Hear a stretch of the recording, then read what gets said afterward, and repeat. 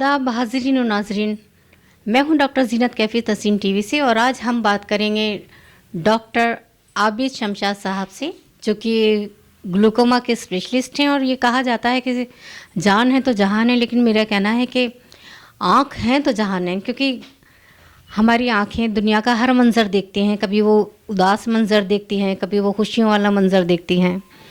तो आँखें सही रखना बेहद ज़रूरी है। तो आइए मुलाकात करते हैं आबिद साहब से। आबिद साहब, आपका इस्तकबाल है तस्नीम टीवी पर। जी, बहुत बहुत शुक्रिया। अस्सलाम वालेकुम। और बहुत शुक्रिया आपका कि आप यहाँ तशरीफ़ लेके आए। मैं अपना थोड़ा ब्रीफ एक इंट्रोडक्शन दे देता हूँ। मैंने जो बेसिक पढ़ाई थी, मेरी स्कूलिंग वो तो जयपुर की थी, बट मैंने अपनी जो graduation MBBS and MS ophthalmology में, वो मैंने AMU का जो IMU इंस्टीट्यूट ऑफ ऑफ्थेल्मोलॉजी है, जो काफ़ी वर्ल्ड रिनोन इंस्टीट्यूट है, वहाँ से हासिल की 2009 में। अच्छा। उसके बाद फिर मैंने श्रॉफ चैरिटी हॉस्पिटल दिल्ली दरियागंज में काम किया 2 साल, और वहाँ पे मैंने काफ़ी सीखा काम इनिशियल डेज़ में। और उसके बाद फिर मैं 2014 से यहाँ साय हॉस्पिटल जयपुर के, जो कि काफ़ी एक फेमस हॉस्पिटल है जयपुर का, वहाँ पे वर्क कर रहा था। और फिर लास्ट ईयर कोविड में थोड़ा सब चीज़ें डिस्टर्ब थी, और मैं ये आदर्श नगर एरिया में पहले यहाँ रह भी चुका हूँ। तो मैंने अच्छा। फिर डॉक्टर आबिद अपने ही नाम से एक छोटा सा एक शुरुआत की, एक क्लिनिक स्टार्ट की इनिशियली डॉक्टर आबिद आई केयर के नाम से। और मकसद ये था कि लोग काफ़ी परेशान थे और डॉक्टर्स भी अवेलेबल नहीं थे इतना इजीली कि उनको एक बेसिक ट्रीटमेंट और थोड़ा सा करीब में ही और मुनासिब रेट में अच्छी क्वालिटी से हम प्रोवाइड कर सकें। तो बहरहाल अच्छा रिस्पॉन्स मिला, पेशेंट्स भी माशाल्लाह अच्छे थे, और 1 साल में मैंने काफ़ी यहाँ सर्जरीज भी की। धीरे धीरे फिर हमने अपना एक नेक्स्ट रोड पे ही हमारे क्लिनिक के पास में ही हॉस्पिटल भी इस्टेब्लिश कर लिया है, जहाँ पे अभी सारी लेटेस्ट मशीन्स हैं। ऑटली और स्विट्ज़रलैंड से हमने लेटेस्ट मशीन मंगाई है, जो कि राजस्थान में फ़र्स्ट इंस्टॉल हुई है हमारे यहाँ। अच्छा। उसका जो लेटेस्ट मॉडल है, जी जी। और बाकी और मशीन जर्मनी से, और बाकी सब जो है हमारे पास लेटेस्ट इक्विपमेंट्स हैं। तो सारी एंटीरियर सेगमेंट की, कैटरेक्ट की, ग्लोकोमा की, और जो कॉमन सर्जरीज हैं आई की, वो सब फैसिलिटीज़ अवेलेबल हैं। सारे डायग्नोस्टिक टेस्ट अवेलेबल हैं। तो बहरहाल कोशिश है कि थोड़ा सा कॉम को और बाकी और हमारे लोगों को सबको फ़ायदा हो। जी डॉक्टर साहब, मैंने सुना है कि जो ग्लूकोमा है ये बहुत ख़तरनाक बीमारी है, धीरे धीरे आँखों को अंधा कर सकती है, और मैंने ये भी सुना है कि इसका जो इलाज है वो बहुत ज़्यादा महंगा है। जी हाँ, ये बात बिल्कुल ठीक है कि ग्लोकोमा के बारे में ये कहा जाता है कि इट्स ए साइलेंट थीफ, कि मरीज़ को सबसे बड़ी प्रॉब्लम ये है कि पता नहीं चल पाता है, शुरुआती लक्षण कुछ नहीं होते, इसमें कुछ सिम्टम्स नहीं होते हैं, और धीरे धीरे पेशेंट का विजन अफेक्ट होता है।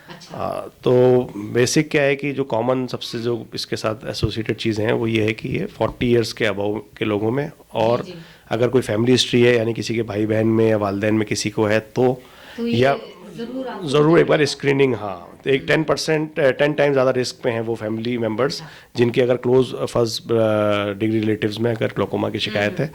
दूसरा ये कि अगर आजकल आपने देखा है डायबिटीज़, हाइपरटेंशन और ये सब बीमारियां काफ़ी कॉमन हो गई हैं, तो इन सब पेशेंट्स में भी काफ़ी रिस्क रहता है।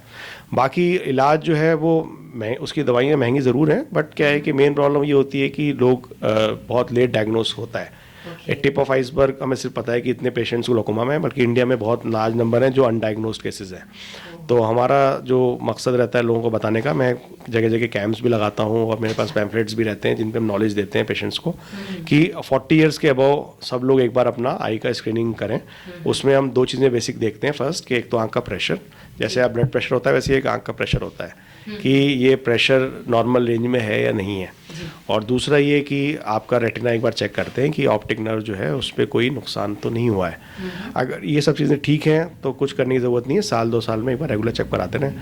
अगर उसमें डाउट लगता है हमें तो फिर हम कुछ एडवांस टेस्ट कराते हैं।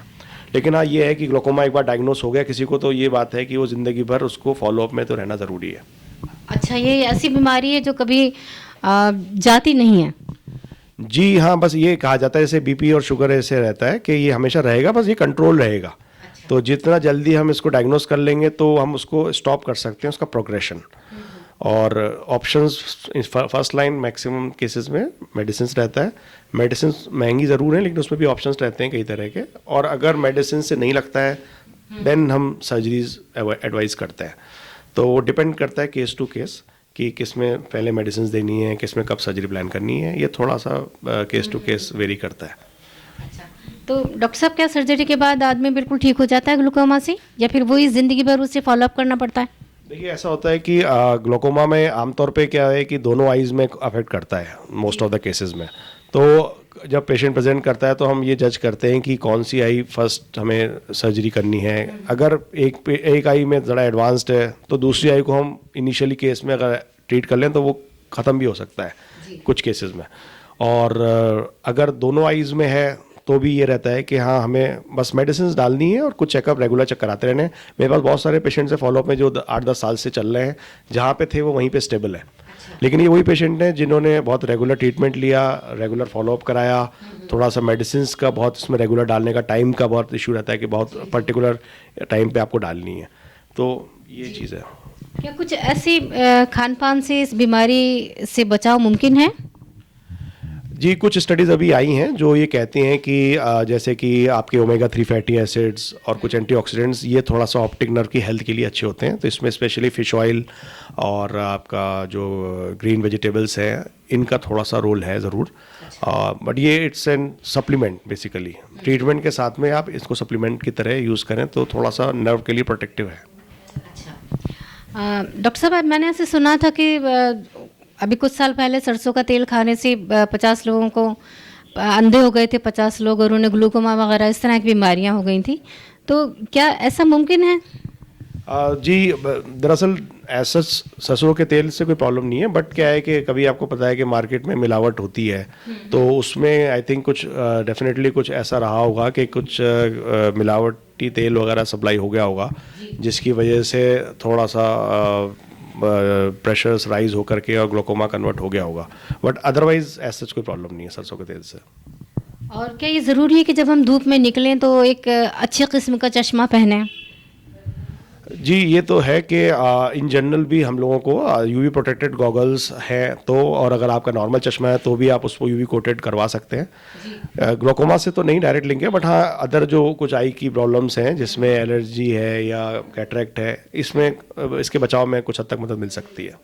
अच्छा, ये जो मौसम है ये अक्टूबर नवंबर दिसंबर, क्या ये एलर्जी का मौसम है आँखों के लिए?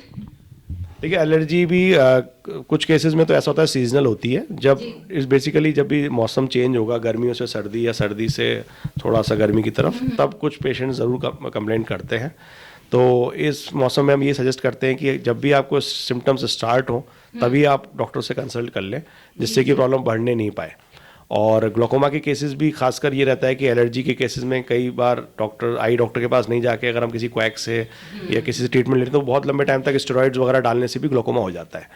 तो इस बात का थोड़ा एहतियात रखें कि ये मेडिसिन जो ओवर द काउंटर मिलती हैं शॉप्स पे इनसे हमें नहीं लेना है और किसी आई के स्पेशलिस्ट से ही कंसल्ट करके मेडिसिन लेनी है। क्या आँखों को ठंडे पानी से बार बार धोना चाहिए? गर्मी के मौसम में आँख से धोने में बहुत फ़ायदा करता है, हेल्प मिलती है डेफिनेटली। तो अभी आप मुलाकात कर रहे थे डॉक्टर आबिद शमशाद साहब से, जिन्होंने आँखों को हम बेहतर किस तरीके से रख सकते हैं, उनकी देखभाल कैसे कर सकते हैं इस मुतालिक बताया। तो आपसे इजाज़त चाहेंगे, अभी फिर मिलेंगे आपसे।